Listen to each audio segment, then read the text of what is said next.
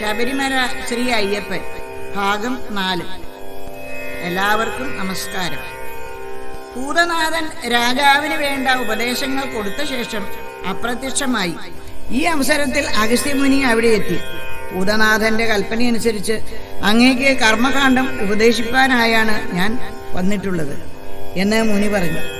ഗദ്ഗദകണ്ഠനായി വളരെ സങ്കടത്തോടുകൂടി രാജാവ് മുനിയെ നമസ്കരിച്ച് പറഞ്ഞു, സർവേശ്വരനാണെങ്കിലും എൻ്റെ പുത്രനായ മണികണ്ഠൻ ഇപ്പോൾ എവിടെ വർത്തിക്കുന്നു? മുനി പറഞ്ഞു, കാലദേശങ്ങളോ നാമരൂപങ്ങളോ ഇല്ലാതെ സർവവ്യാപിയായി സ്ഥിതി ചെയ്യുന്ന മഹത് വസ്തുവാണ് മണികണ്ഠൻ എന്ന് അങ്ങ് മനസ്സിലാക്കണം. മുജ്ജന്മാർജിതമായ അങ്ങയുടെ പാപം ഈ ജന്മത്തിൽ കുറച്ചൊന്ന് ശേഷിച്ചിട്ടുള്ളതിനാൽ മാത്രമാണ് ആ പരബ്രഹ്മ മഹത്വത്തെക്കുറിച്ച് വീണ്ടും ഓർക്കുവാൻ കഴിയാത്തതായി തീർന്നിരിക്കുന്നത്. നിഷ്കാമമായി അങ്ങ് താരക ബ്രഹ്മത്തിൽ തന്നെ മനസ്സുറച്ച് പൂജിച്ചു കൊണ്ടാൽ പാപവിമുക്തനായി തീരും. ദേവന്മാരായാലും യക്ഷന്മാരായാലും ഗന്ധർവന്മാരായാലും കിന്നരന്മാരായാലും മനുഷ്യരായാലും അവർക്ക് പ്രാരാബ്ധ കർമ്മം അനുഭവിക്കാതെ തീരുന്നതല്ല എന്ന് ധരിക്കണം. താരകബ്രഹ്മം സഗുണാവസ്ഥയെ പ്രാപിച്ച് അങ്ങയോടുകൂടി ചേർന്ന് വസിച്ചിട്ടും അങ്ങ് പുത്രഭാവത്തോടുകൂടി മാത്രമേ ആ ദിവ്യ ചൈതന്യത്തെ കണ്ടിരുന്നുള്ളൂ. ദേവഭാവത്തോടെ കണ്ടിരുന്നില്ല. പിന്നെ എങ്ങനെയാണ് അങ്ങേക്ക് പാവശാന്തി ഉണ്ടാകുന്നത്? എന്നാൽ മണികണ്ഠന്റെ മഹാത്മ്യങ്ങളെ ദൃഢമായി അറിഞ്ഞ ആചാര്യന് പുത്രനുണ്ടായിരുന്ന മൂകത്വവും അന്ധതയും നീക്കുവാൻ അദ്ദേഹം മതിയാകുമെന്നുറച്ച് അപേക്ഷിക്കാൻ പുത്രന്റെ ദുരവസ്ഥ മാറിയതും അങ്ങ് ആലോചിക്കുക. ബാലനായ മണികണ്ഠൻ പുലിപ്പാല് കൊണ്ടുവരുന്നതിന് സമർത്ഥനാകുമോ എന്ന് അവിടുന്ന് ശങ്കിച്ചു.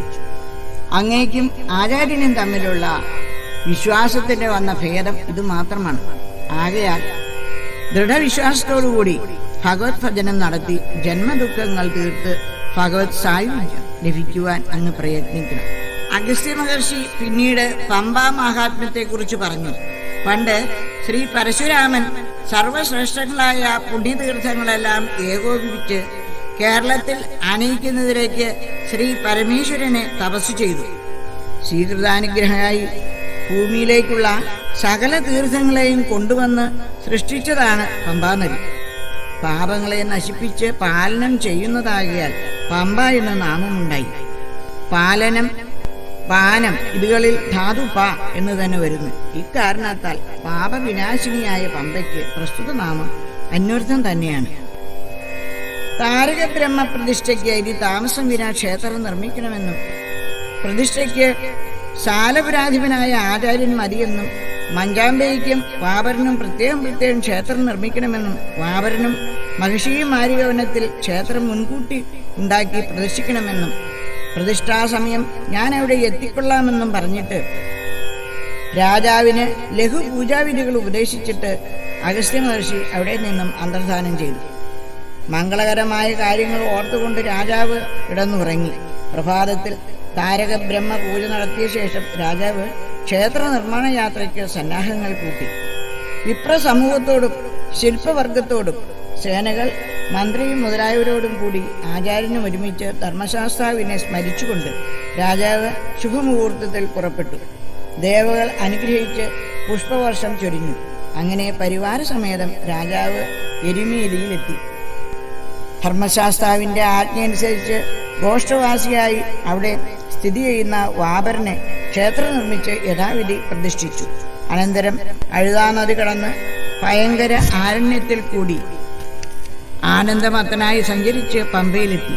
പാവനമായ പമ്പയിൽ സ്നാനം ചെയ്ത് മാർഗക്ലേശങ്ങൾ തീർത്തു പരിശുദ്ധനായി പ്രകൃതി സുന്ദരവും മനോഹരവുമായ ശബരി ആശ്രമത്തിലെത്തി.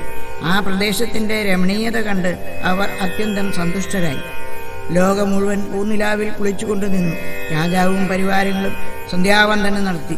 നടന്ന് ക്ഷീണിച്ച പരിവാരങ്ങൾ പലഹാരങ്ങൾ കഴിച്ച് ക്രമേണ ദീർഘനിദ്രാധീനരായി. രാജാവാകട്ടെ പല പല ചിന്തകളാൽ അസ്വസ്ഥ ചിത്തനായി കാരുണ്യമൂർത്തിയായ ഭൂതനാഥനെ കുറിച്ചുള്ള വിചാരങ്ങളിൽ മുഴുകി ഉറങ്ങാതിരുന്നു.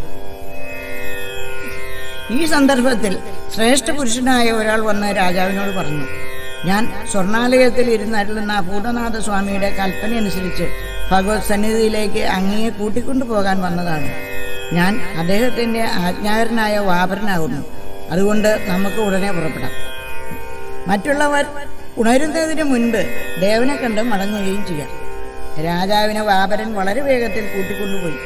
നവരത്ന നിർമ്മിതവും കോടി സൂര്യപ്രഭാവവും ദേവതാംശവർഗങ്ങളാൽ പരിസേവിതവും മംഗളപൂർണവുമായ പൊന്നമ്പലം രാജാവ് അഭിമുഖമായി കണ്ടു.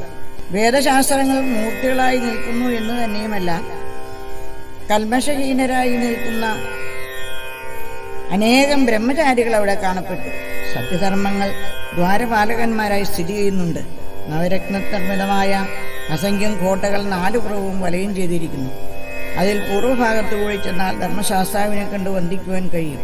മനഃശുദ്ധി, ഈശ്വരവിശ്വാസം, ശമം, കരുണ, മനസ്ഥൈര്യം, ഭക്തി, സന്തോഷം, ഇന്ദ്രിയ നിഗ്രഹം, ഈ 8 ധർമ്മങ്ങളും സത്യവും അവിടെ കാവൽ നിൽക്കുന്നു. ഈ സത്യധർമ്മങ്ങളെ സന്തുഷ്ടരാക്കുന്നവർക്ക് ഭഗവത് ദർശനം ലഭിക്കുവാൻ വിഷമമില്ല. സ്തുതിച്ചുകൊണ്ട് നിൽക്കുന്ന താരസമുഖ്യന്മാരിൽ പരിസേവിതനായി കോടി സൂര്യപ്രകാശം കലർന്ന സ്വർണസിംഹാസനത്തിൽ സ്ഥിതി ചെയ്യുന്ന ഭഗവാന്റെ സമീപത്തിൽ രാജാവിനെ വാപരൻ കൈപിടിച്ച് കൂട്ടിക്കൊണ്ടുപോയി നിർത്തി. അവിടെ രത്നനിർമ്മിതമായ തത്വപടികൾ 18 പ്രകാശിച്ചു കണ്ടു. ചക്രവർത്തി ഭാവത്തോടുകൂടി ഭൂതനാഥസ്വാമി അവിടെ സുവർണ സിംഹാസനത്തിൽ ഇരുന്നരുളുന്നു. ദേവന്മാരാൽ വീശപ്പെടുന്ന വെഞ്ചാമരത്തിൽ തട്ടിവരുന്ന സുഗന്ധവാഹിയായ കുളിർമാരുതനാൽ രോമാഞ്ചം പൂണ്ട് രാജാവ് മോദഭീതിയോടുകൂടി ധർമ്മശാസ്താവിനെ നമസ്കരിച്ച് സ്തുതിച്ചു. ഭഗവൻ കരുണാസിന്ധു ഭക്തവത്സല ശങ്കര, സർവദാ നിന്റെ കാരുണ്യമുണ്ടാകാൻ കൈതൊഴുന്നു ഞാൻ. ആഗമക്കാതലായി മിന്നുമാതിനായകനാം ഭവാൻ, ആദിവ്യാധികൾ തീർത്തെന്നു മാമോദാൽ കാത്തുകൊള്ളണം. പാസമാന ഭവാനെന്റെ ദാസഭാവത്തിൽ വാഴവേ, ഞാനേതുമറിവില്ലാതെ ചെയ്തതെല്ലാം പൊറുക്കണേ. നിത്യനായകനായി മിന്നും ഉത്തമോത്തമനാം ഭവാൻ, ചിത്തമോദം കലർന്നെന്റെ കൃത്തിൽ വാണരുളിയിടണം. ജയിക്ക ധർമ്മശാസ്താവേ, ജയിക്ക ജഗദീശ്വര, ജയിക്ക ജഗദാനന്ദ, ജയിക്ക ഭഗവൻ വിഭോ. സ്തുതിച്ചുകൊണ്ട് നിൽക്കുന്ന രാജാവിന് കാരുണ്യപൂർവ്വം ആശ്ലേഷം ചെയ്ത് മന്ദസ്മിതം തൂക്കിക്കൊണ്ട് ഭഗവാൻ പറഞ്ഞു, രാജശ്രേഷ്ഠ, അങ്ങേക്ക് മംഗളം ഭവിക്കട്ടെ. അങ്ങയുടെ അഭീഷ്ടം പോലെ എല്ലാം ഭവിക്കും. ഞാൻ ദേവകാര്യാർത്ഥമായി ഭഗവാന്റെ കൊട്ടാരത്തിൽ താമസിക്കുന്ന അവസരത്തിൽ ഭക്തോത്തമനായ ആചാര്യൻ ചക്രവർത്തിത്വം സംഭവിക്കുമെന്ന് അരുളി ചെയ്തത് സത്യമായിരിക്കുന്നതിന് വേണ്ടിയാണ് ഇപ്പോൾ ചക്രവർത്തിത്വം സ്വീകരിച്ചിരിക്കുന്നത്. എന്നെ ഭട്ടബന്ധം പൂണ്ട് ചിന്മുദ്രയോടുകൂടി സ്ഥിതി ചെയ്യുന്നതായി സ്മരിക്കുന്നത് ഏറ്റവും ഉത്തമമാണ്. അഞ്ജനശാസ്ത്ര നിപുണനായ ഒരാൾ വന്ന് എങ്ങനെയാണ് എൻ്റെ വിഗ്രഹം ചമയ്ക്കേണ്ടത് എന്ന് പറയും. അതനുസരിച്ച് പ്രവർത്തിച്ചു കൊള്ളുക. എന്നെ പ്രതീക്ഷിച്ചാൽ അവിടെ എൻ്റെ സാന്നിധ്യം ഉണ്ടായിരിക്കുന്നതാണ്. തത്വമസി ആദിയായ വേദവാക്യങ്ങൾ സ്മരിക്കുന്നവരുടെ ചിത്തം എൻ്റെ ക്ഷേത്രം തന്നെയാണ്. എൻ്റെ ശക്തിയാണ് ലോകം മുഴുവൻ നിറഞ്ഞിരിക്കുന്നത്. ദേഹികൾക്കുള്ള ദേഹം തന്നെയാണ് ക്ഷേത്രം. വിഗ്രഹം ഉള്ളിലിരിക്കുന്ന ജീവനുമാണ്. ഈ സത്യം ബോധ്യമായി തീരുന്നതിനാകുന്നു ക്ഷേത്ര ദർശനം നിശ്ചയിച്ചിരിക്കുന്നത്. അങ്ങ് ക്ഷേത്രം പണിയിക്കുന്നതിന് ഒട്ടും തന്നെ വൈകാതെ പുറപ്പെട്ടാലും അങ്ങയുടെ പ്രയത്നം ലോകോപകാരമായി ഭവിക്കും. ഇതാ ഈ ചുരുകായുധം അങ്ങേക്കായി തരുന്നു. ഇതുകൊണ്ട് വളരെ ഉപകാരമുണ്ടാവും. ഞാനും വാപരനും ഒന്നു തന്നെയെന്ന് വിചാരിച്ചുകൊള്ളുക. മഞ്ചമാതാവ് എൻ്റെ ശക്തിയും കടുശബ്ദൻ എൻ്റെ പാർശ്വവർത്തിയും ആണെന്ന് ധരിച്ചുകൊള്ളണം. സകല ഭൂതഗണങ്ങളും ഇവരിൽ അടങ്ങുമെന്നുള്ളത് കൊണ്ടാണ് എൻ്റെ ഭക്തന്മാർ ഇവരിൽ ഭേദബുദ്ധി വിചാരിച്ചുകൂടാ. ഭവാനെ മംഗളം ഭവിക്കട്ടെ എന്ന് അനുഗ്രഹിച്ചു. ഇത്രയും പറഞ്ഞ ശേഷം ഭൂതനാഥസ്വാമി അന്തർധാനം ചെയ്തു. ഉടൻ തന്നെ ദിവ്യശക്തിയാൽ വാപരൻ രാജാവിനെ നിമിഷനേരം കൊണ്ട് പരിവാരങ്ങൾ ഉറങ്ങിക്കിടന്നിരുന്ന സ്ഥലത്ത് എത്തിച്ചു. രാജാവ് പോയതും വന്നതും ഭക്തസത്തമനായ ആചാര്യനല്ലാതെ ആരും അറിഞ്ഞില്ല. ഏറെ താമസിയാതെ പ്രഭാതവേളയായി. സ്വാമി ശരണം. Please subscribe my channel.